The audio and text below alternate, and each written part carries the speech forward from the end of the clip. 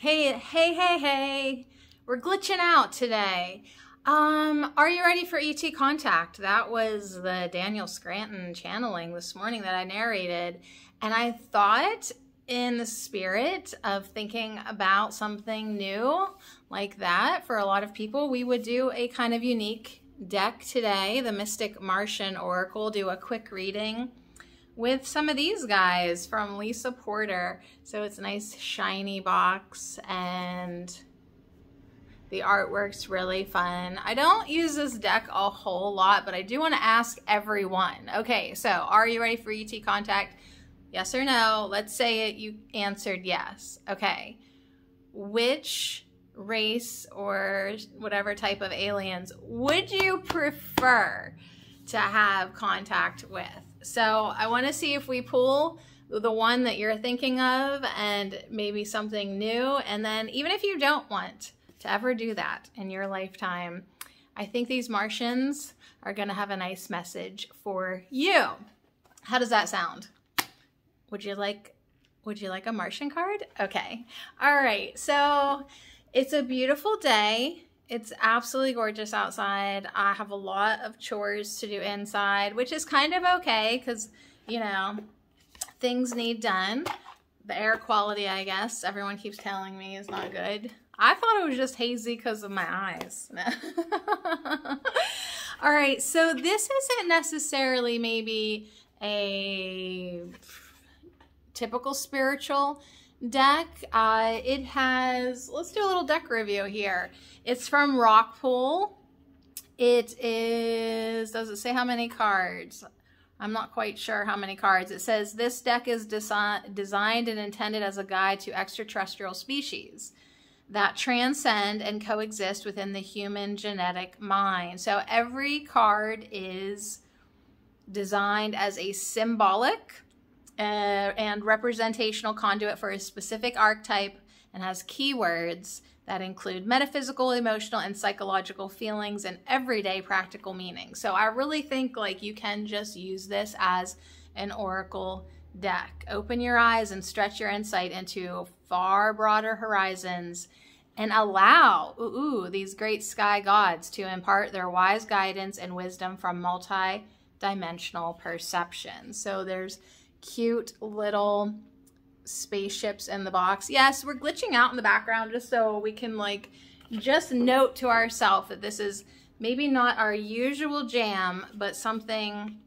that you can embrace indeed, especially if we are all on that timeline that someday we will have face-to-face extraterrestrial contact. So if you didn't get a chance yet to listen to that most recent reading of Daniel's channeling, it basically said that even if you do want to have face-to-face contact, the best thing you can do is detach from it. So you holding on to the expectation will actually slow the manifestation down. So it's kind of like you're excited for it, but then you have to not care if it happens quickly or slowly. You have to just release it to the universe and let divine timing take care of that orchestrating. So the backs of these cards look like this. And instead of like gold or anything like that on the side, it's green, like really green, like super duper green. All right, so we will pull a couple cards and then, you know what I'm thinking? Oh, should I do that? I was gonna say if this was a deck review, you'd wanna see all the cards, wouldn't you? All right, well, it's a fairly basic size, chunky, not super flexible card, but that seems to be fine for Oracle. All right, the first one that we are getting attention for is the Venusians from Venus. Romance, soulmates, and empathy. So if you haven't quite found the one for you on Earth yet, maybe the one for you is not even on this planet. All right, so let's see what the message is today for for number 24, Venusians. Is that how you would say that? It's Venus, but I don't think you say Venetians, or do you? Is it Venetians? Well, either way, it's number 24. 24. So the guidebook is in color, which is very fun. It says they are humanoid extraterrestrials that live on our Venus sister planet within our solar system. They are descendants from the Lyran race. They could be walking around right now, you'd never know. Think of all the people with pink hair that you see. Venus is extremely hot and on a third dimensional realms uninhabitable by human standards. However, Venus is teeming with exuberant life and highly evolved civilization. So it has very sophisticated environmental technologies that protect its colonies. These beautiful people coexist in complete harmony. Like nobody tries to mow their grass as soon as you try to record a video. There are no wars. It's completely egalitarian. It has neither money systems nor fraud. So they are very similar to their distant cosmic cousins, the Pleiadians. And because of that, they also have a tarnished history. Eons ago, before they collectively shifted their consciousness and frequencies, their egos nearly wiped their entire bloodline out and almost totally destroyed their home planet, which forced them to wake up and ascend. Now, hopefully, we as humans will not reach that point in order to wake up and stop our destructive ways. However, they took it to the edge, literally. So they reside in the higher astral realms of the fourth dimension, somewhat parallels in appearance to the third, only more alive, luminous, and enlightened. So that's what you'll get from the Mystic Martian Oracle Guidebook. They are very psychic, extremely empathetic. They are masters of manifestation, and they use a structured form of telepathy for communication within their community. So while they are in their astral form, they do not eat actual food, but rather absorb energy as a form of sustenance and nutrition. So get this, many ETs from Venus, that's one way to avoid having to say the word, are contracted to live here on Earth. So maybe, the harsh densities of Earth can make the initial third dimensional transition very difficult for them. Valiant Thor was one well-known that worked at the Pentagon in the early 60s during the Eisenhower presidency. Hey, don't argue with me, argue with the guidebook. That's your message today. They are energetically and deeply connected with the heart. Okay, so open up your heart chakra and the heart vibrations of unconditional love. So we do have a lot of inspiration coming from Venus, and they are assisting in the conscious awakening of the earthlings. So if you're looking just for a message in your life, it could be about romance, unconditional love, empathy. We're all learning that. Soulmates, twin flames, mutual attraction. Getting someone in your life to jive with, true love. Just you having an open heart. Or maybe it is time for you to be dating and tying the knot, getting married, or perhaps the idea of self-love is where you're at. So anyways, you can use this deck just as a regular oracle deck, because if you would get it upside down, it would of course mean the opposite, like obsession and heartbreak and breakup and closed heart and unrequited love and crushes and infatuations. Yay! So anyways, that's the deck. All right, so let's say we are just doing a reading with, with your love life. We could pull a second card to see if there's an additional meaning to that. Or for the people who are really disappointed that is who they're going to be meeting first. See, I think that's what the Arcturians meant. Like, you were all thinking you were going to hang out with a gray or a reptilian, And you just got some beautiful lovey-dovey from Venus to hang out with. How disappointing.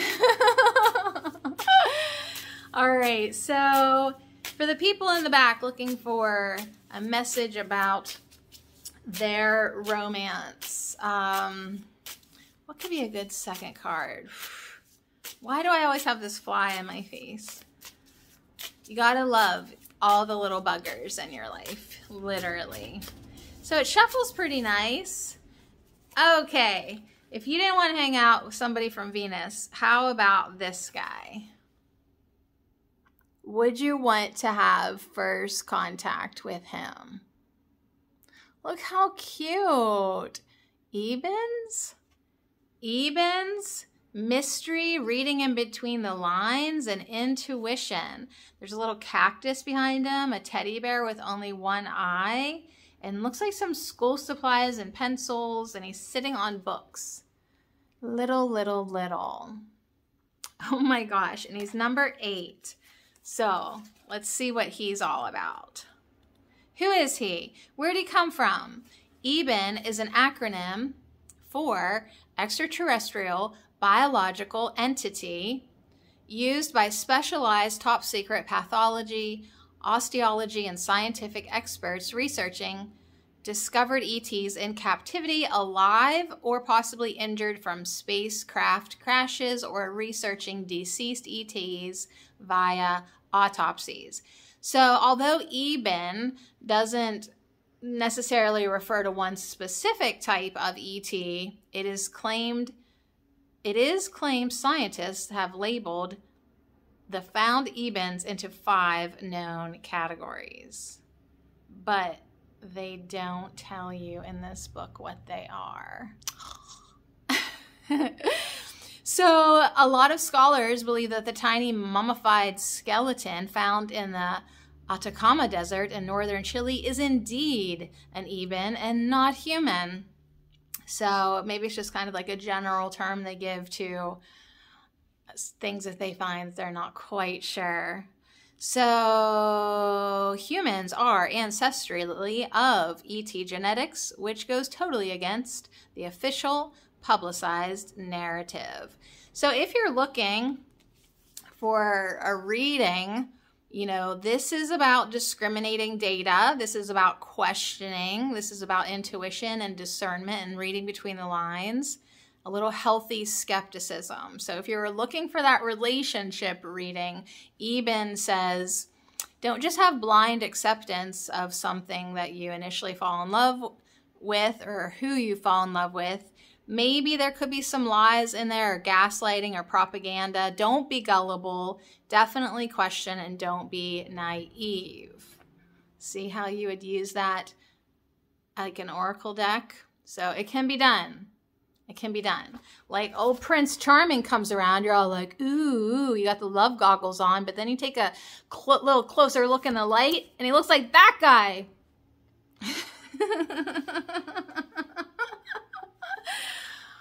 Yeah, you guys, this is what I do for fun. All right, 3rd card and I'm out. You know, there's a time limit to how long I can embarrass myself.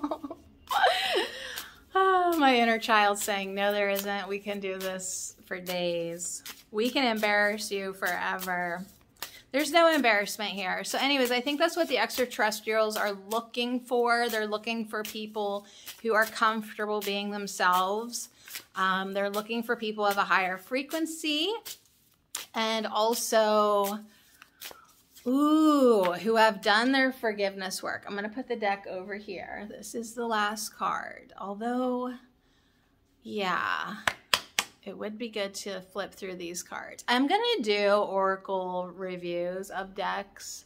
I just don't know if I'm doing that today. All right, so we're going to end with something that we're all comfortable with, crop circles. Oh, look at the orbs. I love them. All right, so 27 crop circles, messages, curiosity, and signs. So to keep going, like, you know, how do you know your discernment? You know, you're trying to like figure it out. Watch for the signs. If you allow the universe to speak to you and your higher self to speak to you and your guides. It will show you signs, but you have to be curious and you have to be looking and open to the messages. So let's see what it says about crop circles. Number 27. The crop circle phenomenon has intrigued contemporary society. It's just what's going on there. They're all over the world. They actually actualize overnight. They vary in size. They can be like hundreds of feet across. They're pretty impressive. I used to have a book and I donated it to the library, and I kind of wish I wouldn't have, because I don't think they put it on their shelf. It was just too weird. So hopefully someone bought it at the book sale, and you are welcome. Crop circles show they do not, let's see, there's a lot of words here, you guys. I'm just skimming for something. They're clearly the responsibility of higher intelligent beings. So are they highly intelligent humans that can pull it off, or are they ETs? They sometimes have orbs flying around the crops that people have seen. Like, technically they're still a mystery.